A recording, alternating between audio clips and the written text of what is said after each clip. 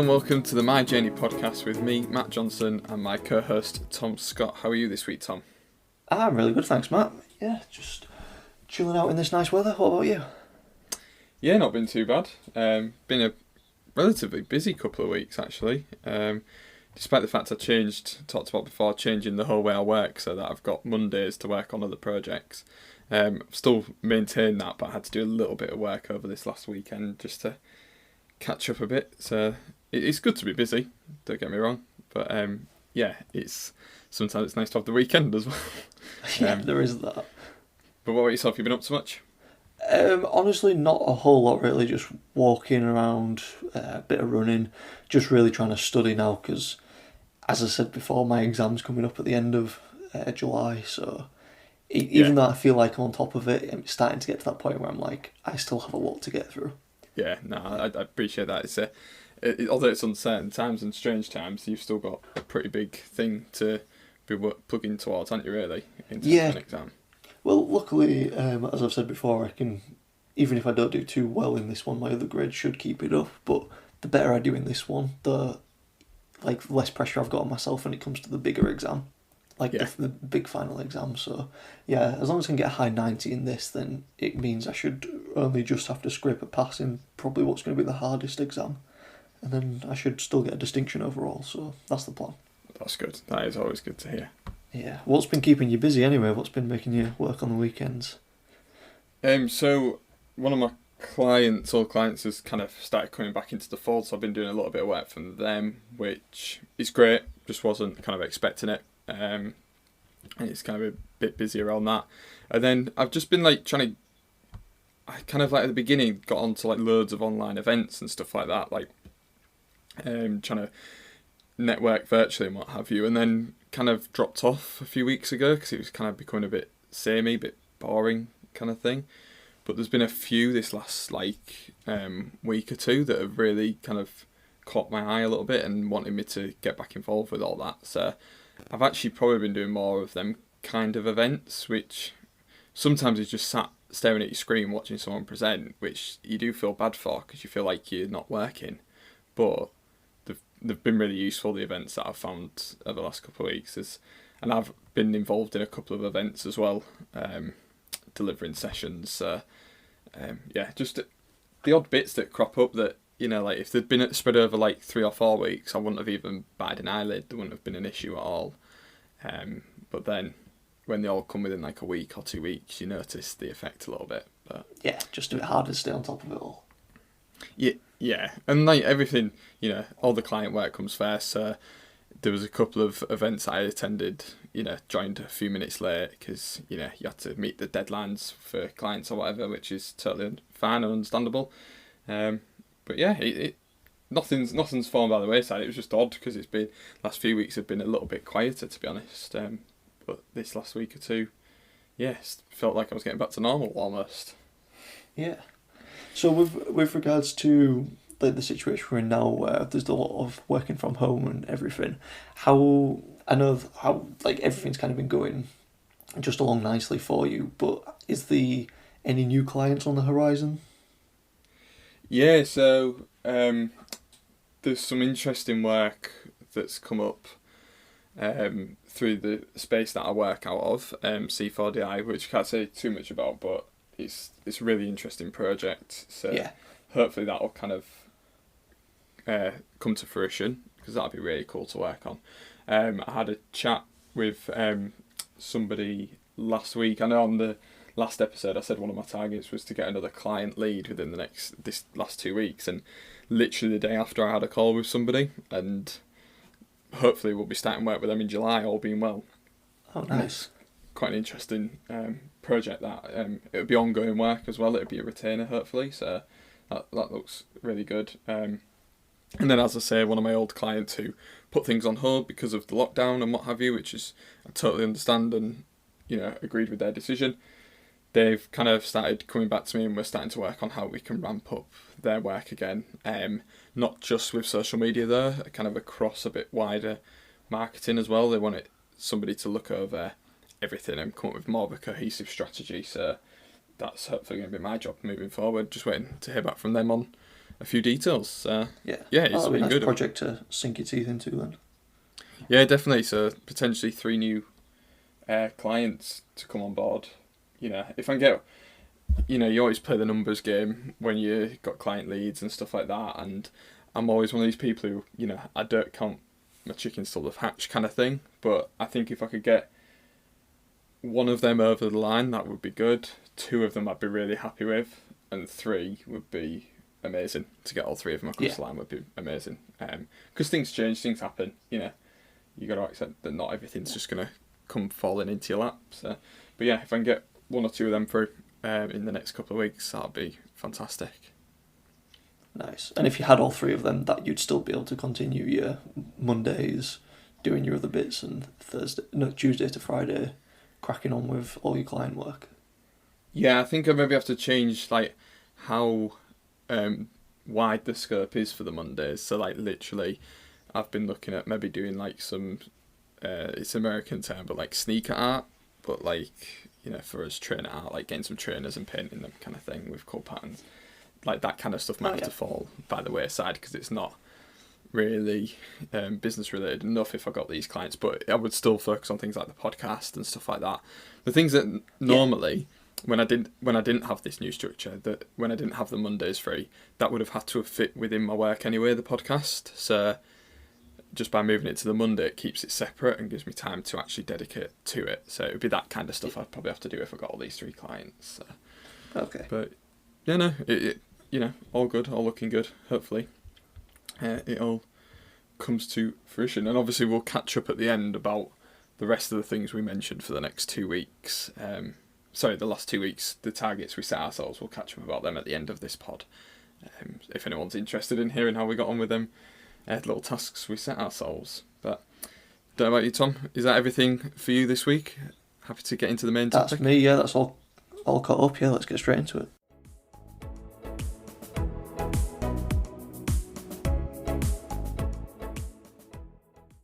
So once again, we'll be randomly generating a topic from our long list, which is again a little bit short, but we're going to have a session where we run through some new ideas for this. But we'll generate the random number now, if it wants to work. There we go. So it's number 6 on our list, which is plans for the future. And the little bit more information for this is where do we want to be? ? So quite an open topic by the sounds of it to me. I don't know about you. I don't know what your interpretation of that is, Tom. No, that's very open. I'm just trying to rattle through my brain, see what my future plans are.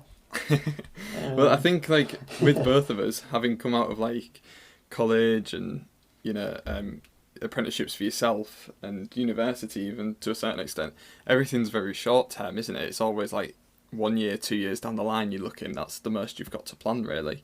What are your options? What do you want to do when this finishes? But now there's no real. I always find it odd when we moved into the real world, almost like there's no next step, no cut off for the next step. We can be doing what we're doing for as long as we want. There's no. Yeah. Like when you do your GCSEs, you finish your GCSEs, you have to make a decision about what's next. So it's quite interesting. So it would be cool to hear your thoughts about, maybe 5-10 year plans, maybe even what's the long-term goal as well. I don't know about you, but I definitely have a long-term goal, and I know my 5 to 10 year plans change, not every day, but over the last couple of years. If you'd asked me this question, it would be a completely different answer if you'd have asked me when I first started. So yeah, what are your kind of like rough outline of plans for the future, Tom? Where do you see yourself in like 5-10 years maybe? See, a lot of mine I think revolves around personal side of things to then kind of adjust what I'm doing work-wise around that, I think. Okay. Like at the minute, obviously, I'm doing my accounting. I plan on finishing the level that I'm on now, moving on to another one, which will probably take us another 2 years or so into the future from now. If that's something I continue doing, I'm not sure. I've always, and probably as long as you've known me as well, I've always had that kind of businessy mindset, even though I've not particularly done something on my own. I've always kind of worked for people. I've had a lot of little side projects that I've kind of worked on, But I think over the years, everything I've been doing, I've kind of like learned, picked up little bits from different sections of working, even if it's just little things of not knowing necessarily how to manage people, but more things I've noticed how I haven't enjoyed being managed, so I'd know not to do that in the future. Yep. You know, just them Yeah. little things that you'd kind of pick up. I'd love to have something that I could kind of put my name on and be like, this is mine. I've set this company up, and the aim kind of would be to obviously to make money from it, but one, for it to be something that I really enjoy, but to then be able to employ and surround myself with people that maybe, even if they aren't 100% sure on what it is they want to be doing, but kind of somewhere where people can get a good grounding for their own future. Yeah. Which I know sounds very vague, but that would definitely be, I think, more from what I'd actually want to be doing. A lot of it would be setting up an environment for other people, potentially in the same position that I've been in for quite a while, where you don't really know what you want to do, but there's plenty of opportunities to keep pushing yourself and trying different things. So, like, you might wake up one day all of a sudden and be like, oh, this is what I want to do. Yeah, I think I mean this, in an honest and open way, but I think that you're still as well figuring out a little bit about what it is that you want to do for the next however many years, and like I think that ability to test and try things is like really beneficial. And if you spotted that in yourself, then I think it's quite interesting to hear that you want to be able to provide that opportunity for other people as well. I think that's really admirable, really. Do you have any idea about what it would be that you would be doing? I'm presuming, purely just from my background, if it was going to be anything, it'd be some form of tech type company, something that almost like a product or a service that I've created that has a support team behind it, but it's also offering something out there for other people to either buy or pay as like a subscription based thing. That's kind of where my mindset's going, but I don't know if it's just because I'm from that type of environment. So I'd know what type of like infrastructure you'd need in the background to keep that running. Like the type of teams you'd have, the type of people you'd need to employ, that sort of thing. But it's definitely, because I think from there as well, especially how everything is now, if you could get someone in for even just a basic level job, even if it's just some bit of admin, a bit of customer support, something like that. If you're getting people in that environment where, from there, as once they start getting to know how a business is running, they can then start moving to anywhere really. They can start managing a team. They could jump over to marketing. They could fancy, if they like in the account side of it, go to that sort of thing.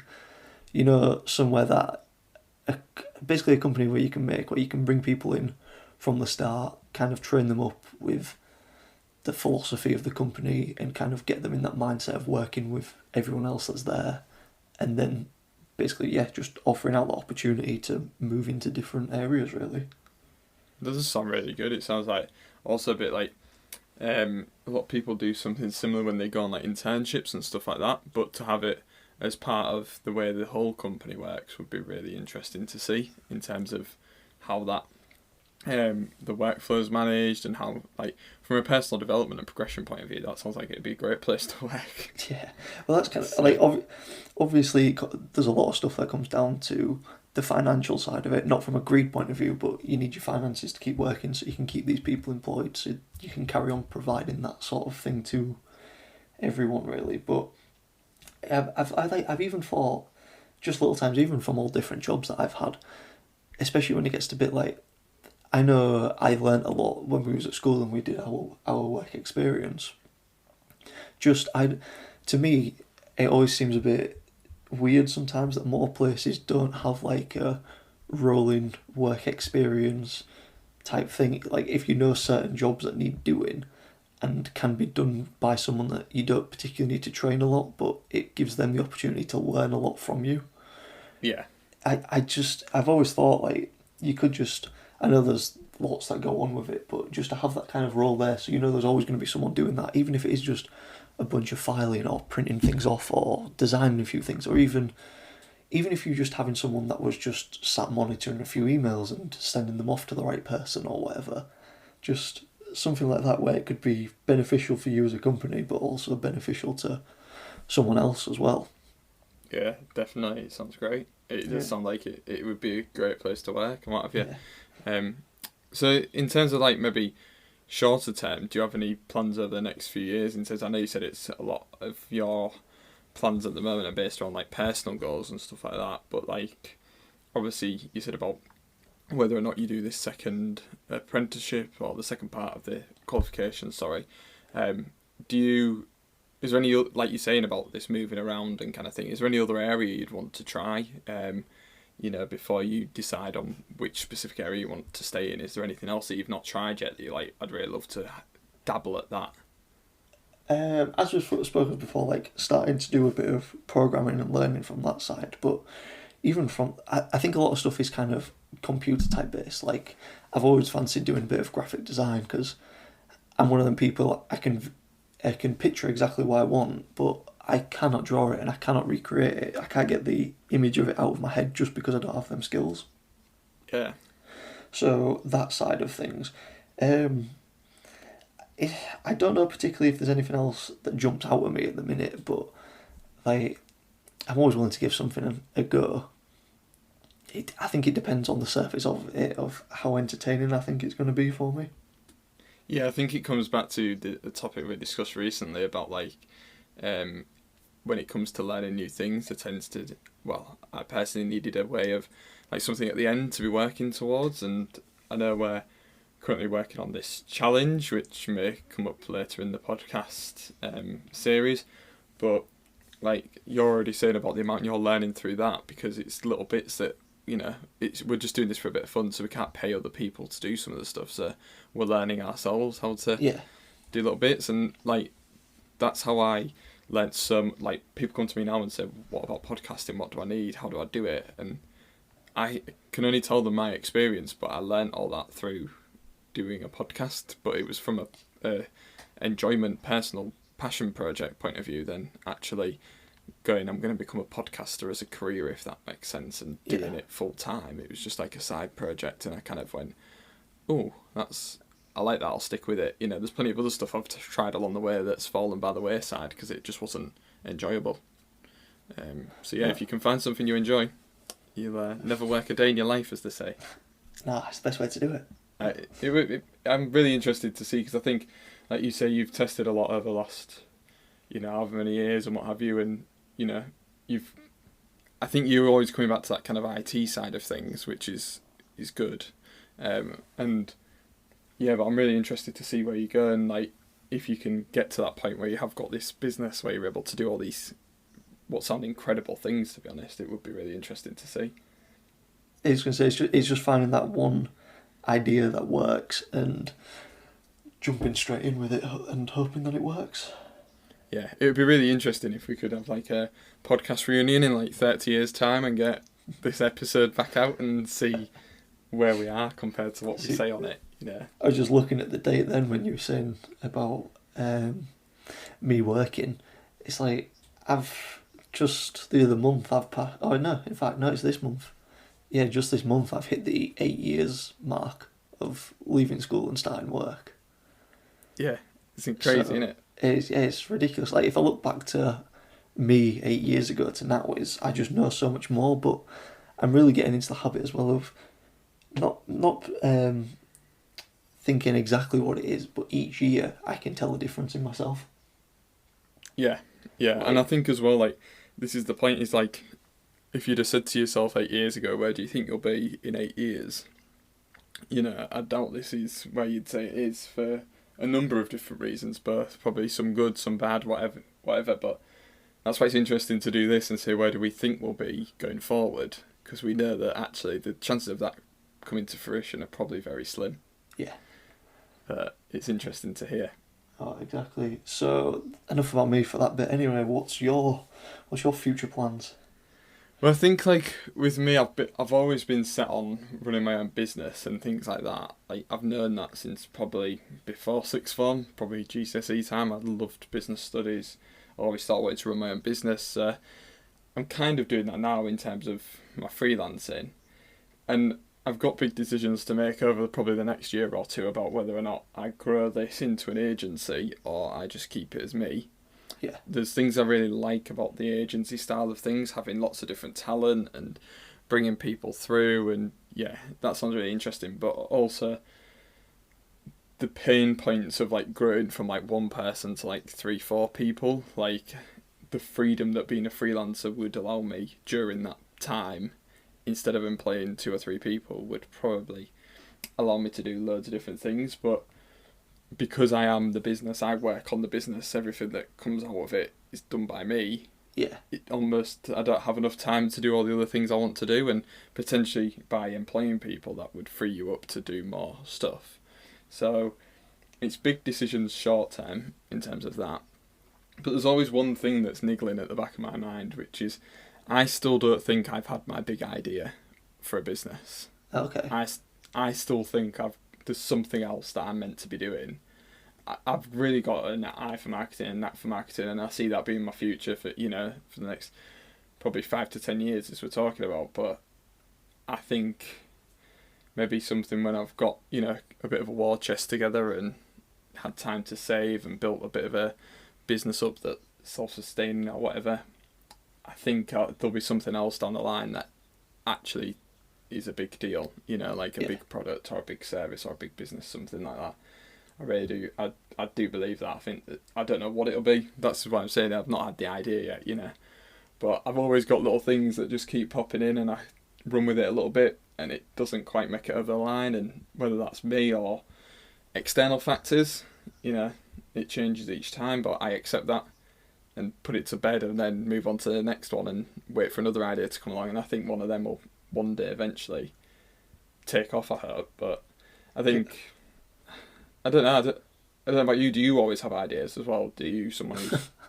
I have ideas all the time. It's ridiculous. Yeah. I make notes of some of them. Some of them I don't and forget them within a few weeks, which is probably not the best way to do it. But a lot of the time, it always does come down to either I don't have the skills as of yet to do it, or I don't have the funds to put in behind it to get it to where it needs to be. Yeah. It's a huge issue, is that is funds. I've got an idea that I've been working on for probably the best part of 12 months now, and the main issue behind it all is I need to get access to some data which doesn't seem to be available from anyone. They all seem to be keeping it too close to the chest.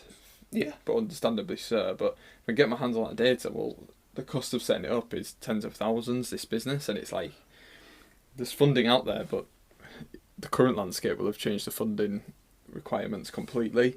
And even before this all kicked off, it was matched funding, most of the stuff I was looking at, so you've got to put up half the funding, and it's huge sums. That war chest allows you to play. There's a guy who's been on the podcast, Peter Watson, who I interviewed like last year, and he's really interesting. He owns a marketing agency, but he's investing in other companies and kind of bringing them into his kind of portfolio, including like legal firms and stuff like that. And it's quite interesting to watch. I think he's kind of building different services into what he does, but he's able to do that because he's got a bit of a war chest built up.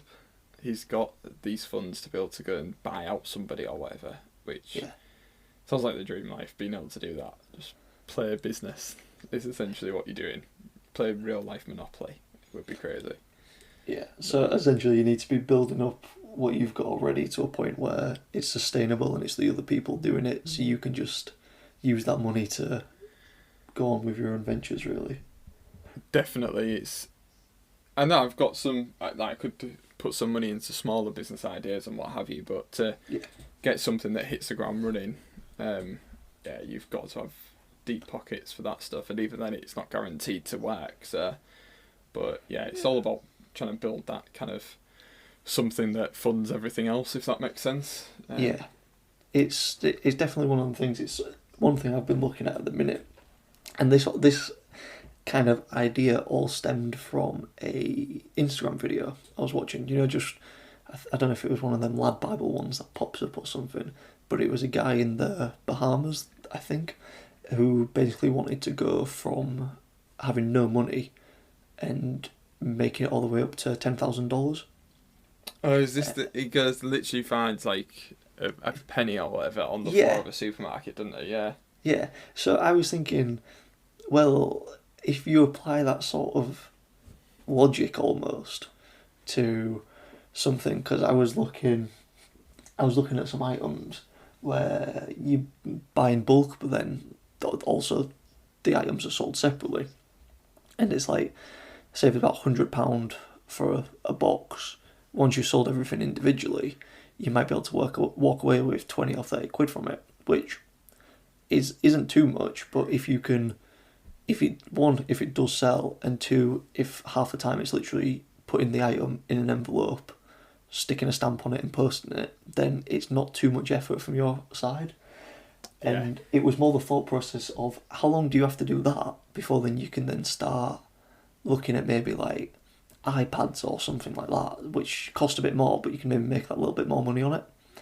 And Definitely. then it's like I was trying to think of, well, how long do you do something like that till you get to the point where you're now buying a car and then you're selling that for a bit more, and then how many cars do you have to go through before you get to whatever the next step is, and then eventually does that then move into property? And like it was that sort of logic behind it of, okay, if you take that concept and apply it like right now, what at what stage could I start, and how long would it take to get to the next stage? Yeah, and it's crazy when you start looking at stuff like that because there's a an account on TikTok who's doing like the trading up challenge. You know, where you take like a there was somebody years ago who took a paperclip and traded up to a house just by spent no money, literally just traded item for Yeah. item. Um, she's doing something similar. She started with like a hair grip or something. But the thing with that is like actually the virality of that as an account is what's made it a success because people have seen the account and they're now offering to trade things with her. But she'll get to the house, I don't doubt it. But Yeah. you've been helped by that exposure, which is great. But when you were talking then about getting to the next level and getting to the next level, it's quite relatable to like what I'm doing as a freelancer. Like I'm building what I do, trying to jump to the next level each time I get a new client or whatever it is, trying to build up to the next level. But there's a point with all of that where you go, actually, if I could do, instead of buying one iPad or whatever, if I could buy 2 iPads at a time or 3 iPads at a time, and you go, well, how would I do that? Oh, I'd need to employ someone. Yeah. And when you employ someone, basically that's a cost that you're sinking into your business, which is great. But you almost got to that stage, everything might drop down a level, if that makes sense. So you might have been able to afford to buy cars and flip them, but by employing someone, you have to drop down to, I don't know, smaller cars or whatever, because you've got other costs to involve. But actually, that little drop down could be the springboard that fires you way past where you could ever reach on your own, because you've got the resources. And it's that, I know a lad at C4DI who's built a very successful business, doesn't employ anyone and just uses freelance talent around him to help him out. And it's quite an interesting model to see. And then there's other people I know who've built very successful businesses just doing it themselves, and others employing people like in the traditional way. And then I know people who've tried all three of them and it's not worked out. So it's one of these where there's no correct answer, is there really? And that's the frustrating bit. I think if you knew that, you buy this iPad and you flip it for this much, you'd be doing it tomorrow, That's the thing, and it's knowing when to buy certain, if in that concept anyway, it's knowing when to get into it, when to sell it, sort of thing. Which I suppose is exactly the same for you. If you was to look to bring someone else in, you kind of need to get to a number of clients where there's enough work to spread out while you're still kind of bringing in the same sort of value as what you was if it was just you doing it. Yeah, and I think that's the thing as well. As a freelancer, I'm building my business around me, and people come to me. Well, that's the idea. Yes. And as soon as you employ someone, are they getting you or are they getting the person that you employ? And it gets quite complicated. But I think if I did employ people, I'd bring in people who could complement what I do and not necessarily replace what I do. That's what you do, yeah. Yeah, like videographer or someone like that, you know, who could come in and add. So I do social media and I can do your videos for you now, rather than I'm really good at social media, but here's this kid that's still training, you know, and it's like, right, okay, great. Yeah, because that's when you need to get a bit bigger so you can get to the point of, well, yeah, you are coming to me, but this is someone that I've trained, so this is someone that knows what I know, basically. Yeah, and then you say, and if you want me, you pay a premium kind of thing. Yes. So it's all the models out there are good models. It's just finding the right one, and as well, like going forward, I want to work with personal brands. So it's kind of contradictory if I don't put myself as the face of what I'm doing if I'm wanting to work with other personal brands instead of business brands. So I genuinely think this will be one of these that I actually go back and I listen to all my podcasts like through editing them and stuff like that, and I've been back and listened to a couple of the interviews with people like Drew Purvey and what have you, but I've not really gone back and listened to any of the episodes we've done together like a while after we've recorded them, because it's almost me and you talking about what we know, so it would be odd to listen back in some sense. Yeah. But I think this is one that, you know, maybe a year or two down the line I'll definitely be coming back to just to listen to see what we kind of said, you know. Obviously I've got my goals and what have you in my head, but will I notice when they change in 6 months' time or 12 months' time? I don't know. So it'll be interesting to listen back to this, really will. Yeah, well, indeed. So with regards to that, do you not have it written down then? It's like, oh, this is when I get to this point, so you can tick that off the list, and then it's like, right, now we're on to this bit.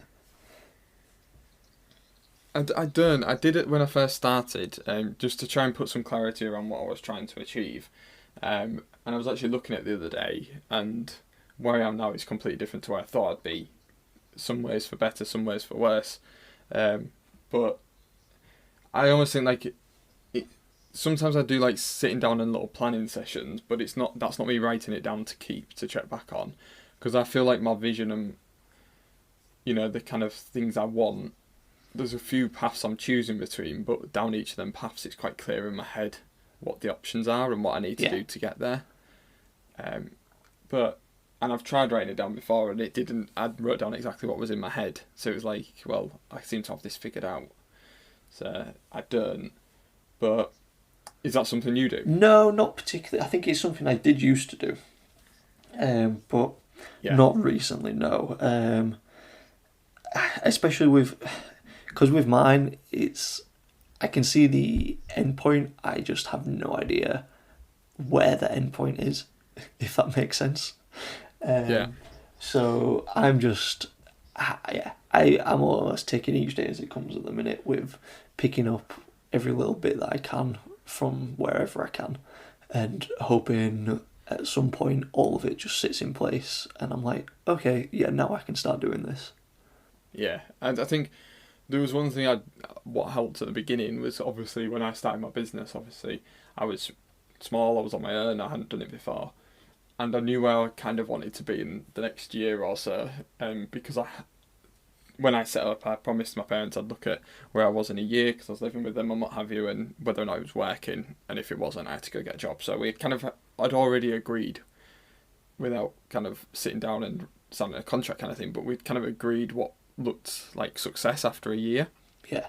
So I knew what I needed to do within a year, and I knew where I was now, but like you say, I couldn't see where I was going. But the mentor at the uni said, work it back ever so slightly. So if you need to have 10 clients, what do you need to do before you have 10 clients? Well, you need to have 9 and 8 and 7 and 6. Okay, what point are you hitting these milestones by that's realistic? Yeah. Because you then work it back and you end up spacing things out properly. So if you'd have said, well, let's take 12, for example, 12 months, 12 clients, you go, well, that's one client a month.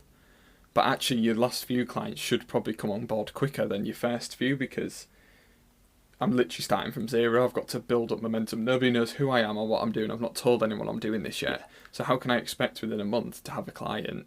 Like I said, chances are that start bit, you're you're not always going to have them straight away. Like, in theory, that middle to 3/4 point is probably where you're going to get the majority of them. Yeah, and I only got my first client through, like, I'd worked for somebody previously, and it just kind of all worked out nicely in terms of timing. Yeah. But actually, when did I get my first client off the efforts that I was putting in? It was probably about 4 or 5 months down the line. So, and my target wasn't 12 clients. It was completely different. But just as an easy example for the listener, like, if you can just work it back and what's realistic based on that, it kind of just breaks down them things. So, like, a year, it was broken into like 9 months, 6 months, and 3 months, and it just made it more manageable. And then also it gives you points throughout that journey to check where you're at, instead of waiting until the end of the year to go, I didn't make it, I should have done this. At 3 months you can go, right, I'm not on track, but actually I like this new track, so I'm going to change my targets. Or actually, I'm not on track and I need to change something, this is what I need to change. Yeah. Okay, 6 months I'm back on track. Just gives you them focal points and breaks it down into smaller steps.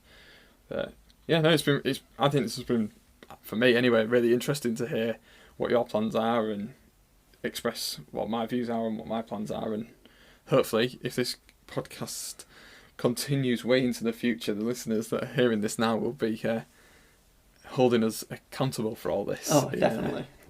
5-10 years. Yeah.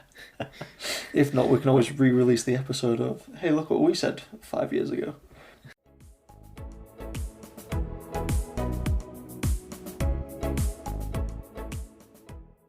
And to round off today's episode, we're going to recap on the little targets we set ourselves at the end of the last episode.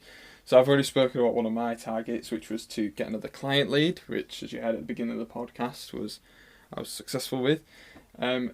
The second point was to do with the challenge, which may or may not ever get mentioned on this podcast in real terms, but it went okay. That's all I'll say on that one. And then finally, my final task was to look into e-commerce, which, I'll be totally honest, I haven't done. I've not got around to it.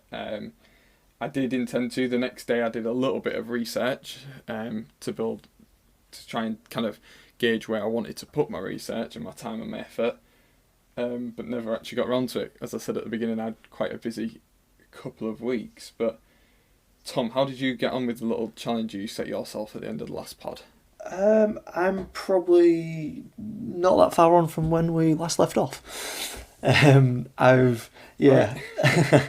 Unfortunately, I've had a bit of like a move around, like desk-wise, things like that. So my whole setup isn't exactly how it was when I was first properly getting into it.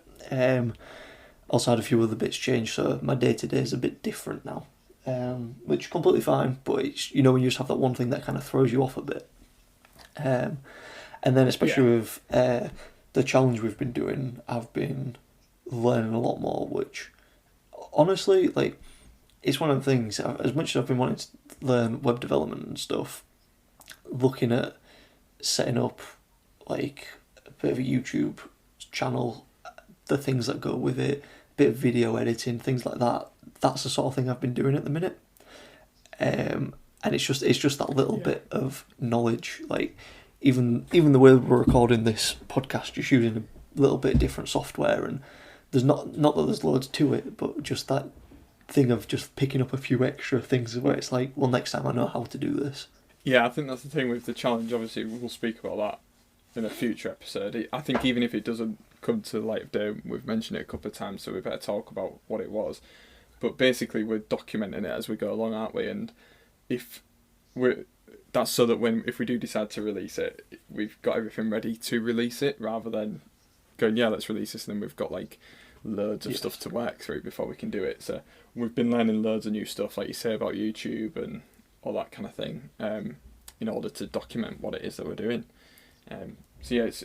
Although we haven't potentially hit our challenges from last week, I do think we've learned quite a lot. I think we have. Anyway. For anyone out there that's ever thought about releasing anything and has just kind of been a bit nervous of the fact of putting yourself out there, like, I can tell the difference even recording this episode now compared to when I first started doing this podcast with Matt, how much more confident I feel on the microphone.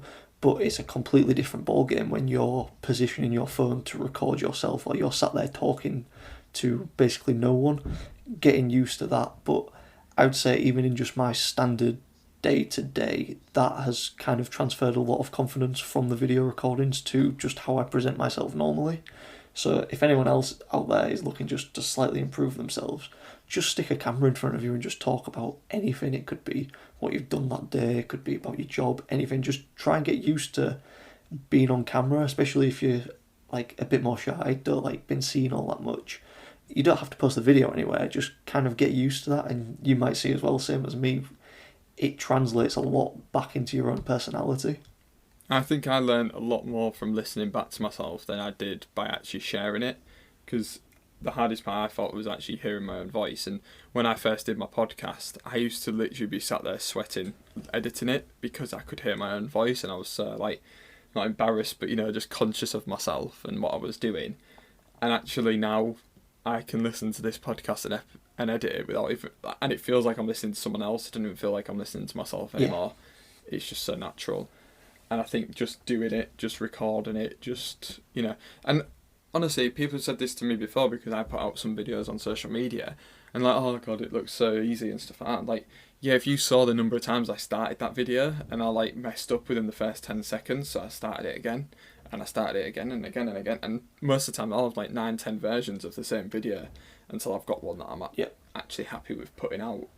It's still not perfect, but just doing it and allowing yourself to fail, I think is massively underrated. 100%. And the thing is as well, is that kind of confidence you're bringing across. I mean, I'm sat here acting like I'm an expert. I'm not. But when you're watching something back, if you are recording that with the confidence in yourself, it comes across so much better in the video, and the quality is going to be so much higher, to the point that even if you do mess up in other little things, no one's going to notice because you're there and you're fully engaged with what you're doing. I think as well, when you watch other people back now I've done all this, like, not in a harsh way, but I notice other people's mistakes. Whereas before I used to sit there and go, oh my God, this person's so great at being a YouTuber or a podcaster, I'll never be like them. But actually now I've done it myself and I hear myself and I watch myself and I notice little things. I look at other people and go, oh no, they make the same mistakes. Yeah. They've just got this confidence or whatever, and when it's not your mistake, you don't notice it as much. That's one big thing is I've realised, like, you probably watch some of my videos and think, like, the ones that we've been doing for this challenge, oh, that was really good from Matt or whatever. And I'll do the same. I'll watch yours and go, oh, that was seamless. Like, it didn't make a mistake. Whereas actually, we both watch our own and we'll go, oh my God, there was quite a few mistakes in there, but, it'll have to do, kind of thing. It's one of them things where, and this is definitely something I've been trying to remind myself and learn properly this year, is many people, not in a bad way, but people are self-absorbed. So if you're ever sat there thinking, oh God, they're looking over at me, they're thinking, like, why do they look like that? Why are they doing that? What, like, they're not, they're kind of sat there thinking, wait, why is that person looking at me? What am I doing wrong? Yeah, 100%. I think hopefully that's inspired some people to give it a go on the and do their own thing, hopefully. But I think that's a really good place to leave this podcast. I know confidence is within one of the descriptions of the topics on our long list, so that could potentially come up in the next couple of weeks. I think it would be a really interesting conversation around being yourself and self-confidence and that kind of thing. But just for now, thank you to everyone for listening. Until next time, stay safe.